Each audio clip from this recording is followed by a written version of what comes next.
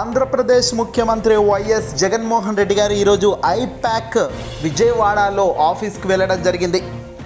తొలిసారి ముఖ్యమంత్రి జగన్మోహన్ రెడ్డి గారు ఎన్నికల పోలింగ్ అనంతరం బయటకు రావడం జరిగింది. మొదటికి ఈరోజు ఏకంగా ఐపాక్ ఆఫీసు విజయవాడ బెంజ్ సర్కిల్ దగ్గర ఉన్న ఐపాక్ ఆఫీస్ దగ్గరికి వెళ్ళడం జరిగింది. ఇక ఐపాక్ కార్యాలయానికి వెళ్ళిన ముఖ్యమంత్రి జగన్ అక్కడి ఉద్యోగులతో మాట్లాడారు. ఈ సందర్భంగానే ముఖ్యమంత్రి జగన్ కీలక వ్యాఖ్యలు చేశారు. ఎన్నికలకు పోలింగ్కు ముందు ఒక మాదిరి ఉంటుంది, పోలింగ్ తర్వాత మనకు క్లియర్ కట్గా మనం గెలుస్తామా లేదా అన్నది ఏ పార్టీ వాళ్ళకైనా అర్థమైపోతుంటుంది వాళ్ళకి ఇచ్చే రిపోర్టుల ప్రకారం. ఇక తాజాగా జగన్మోహన్ రెడ్డి గారు ఏం మాట్లాడతారు అని రాష్ట్ర వ్యాప్తంగా ఎదురు చూస్తున్న వేళ విజయవాడ ఐపాక్ కార్యాలయానికి వెళ్ళిన ముఖ్యమంత్రి జగన్ సంచలన వ్యాఖ్యలు చేయడం జరిగింది. 2019లో వైసీపీకి సాధించిన 151 ఎమ్మెల్యేలు 22 ఎంపీ స్థానాలకు మించి ఇప్పుడు రాబోయే ఫలితాలు ఉంటాయి అనడం జగన్ సంచలనంగా అన్నారు. దీంతో ఒక్కసారిగా అంతా కూడా ఐపాక్ కార్యాలయం అంతా కూడా దద్దరిల్లింది చప్పట్లతో. 175కు 175 అంటూ గ్యారెంటీ అంటూ అరుపులు అరుశారు సిబ్బంది అంతా కూడా. విజయవాడ నడిబొడ్డున ఐపాక్ కార్యాలయానికి వెళ్ళిన జగన్ ఒక్కసారిగా 2019ని మించిన ఫలితాలు వస్తాయి అని చాలా కాన్ఫిడెన్స్గా అనడం ఇప్పుడు చర్చకు దారితీస్తుంది. వాస్తవానికి ఏ సర్వే చూసినా 120, 110, 120, 130 సీట్లు పక్కాగా వస్తాయని, అధికార పార్టీ మళ్ళీ అధికారంలోకి వస్తుందని, జగన్మోహన్ రెడ్డి గారు ముఖ్యమంత్రిగా అవుతారని చెప్తున్న సందర్భంలో జగన్ తొలిసారిగా ఫలితాలపై తన ఫస్ట్ రియాక్షన్ ఈ రేంజ్లో ఇవ్వడం ఇప్పుడు ఒక్కసారిగా ప్రతిపక్షాలకు, కూటమి నేతలకు కళ్ళు తిరిగి కింద పడే పరిస్థితి వచ్చేసింది.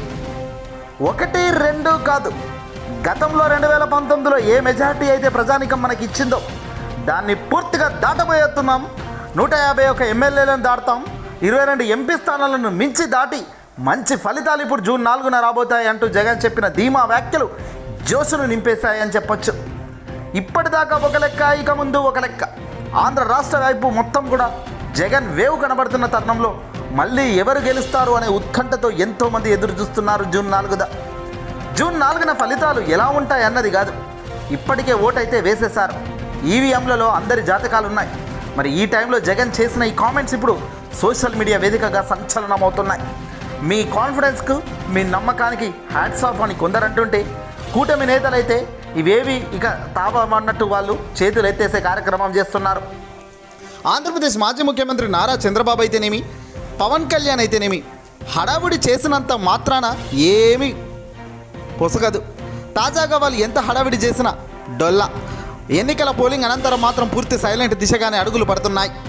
ఇంకా ట్విస్ట్ ఏంటంటే చంద్రబాబు ఈ నెల 27, ఈ నెల 28న జరగాల్సిన తెలుగుదేశం పార్టీ మహానాడును వెంటనే వాయిదా వేసుకోవడం సంచలనంగా మారింది.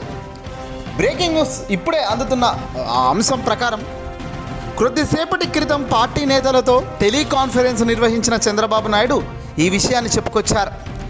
మే 27, మే 28న జరగాల్సిన టీడీపీ మహానాడు ఒక్కసారిగా వాయిదా వేస్తూ ముందుకు అడుగులు వేస్తున్నారు.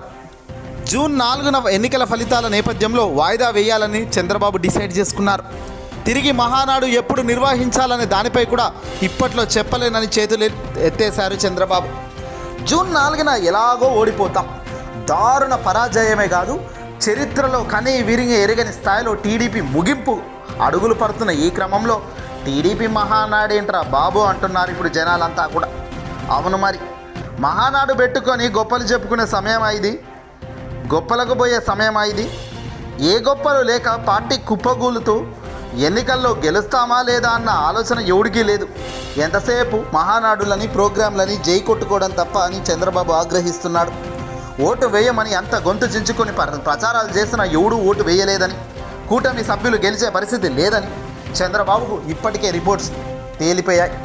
దీంతో ఇక చంద్రబాబు మహానాడు సభలను సైతం వాయిదా వేసుకున్నట్టు తెలుస్తోంది.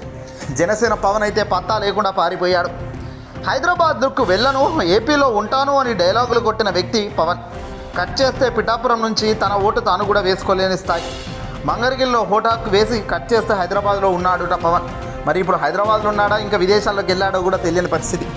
చంద్రబాబు, పవన్ ఇద్దరు ప్యాకప్ చెప్పిన ఈ నేపథ్యంలో జగన్ మాత్రం మ్యాజిక్ ఫిగర్ను చెబుతూ ఒక్కొక్కరికి తడిసిపోయేలా ప్రకటనలు చేస్తున్నాడు.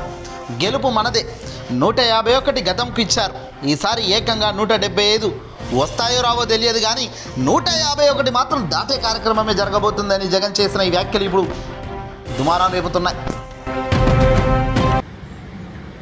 I promise that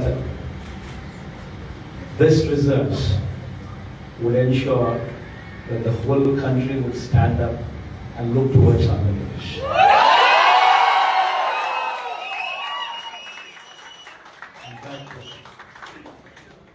When someone told me last time itself was 151, last time out of 175, 151 itself is a tall number.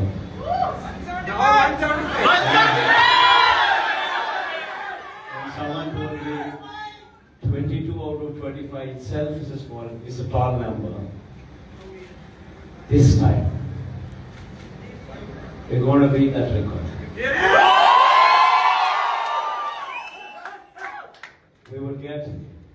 We will surpass 151, we will surpass 250.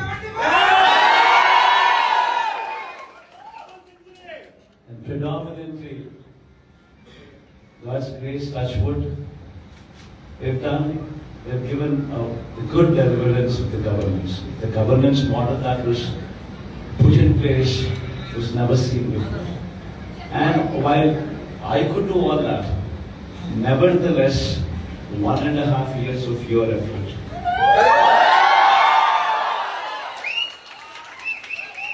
1.5 years of your effort, trying to streamline, trying to bring in more efficiency into the system that we are already in, helped us achieve this target. If this number was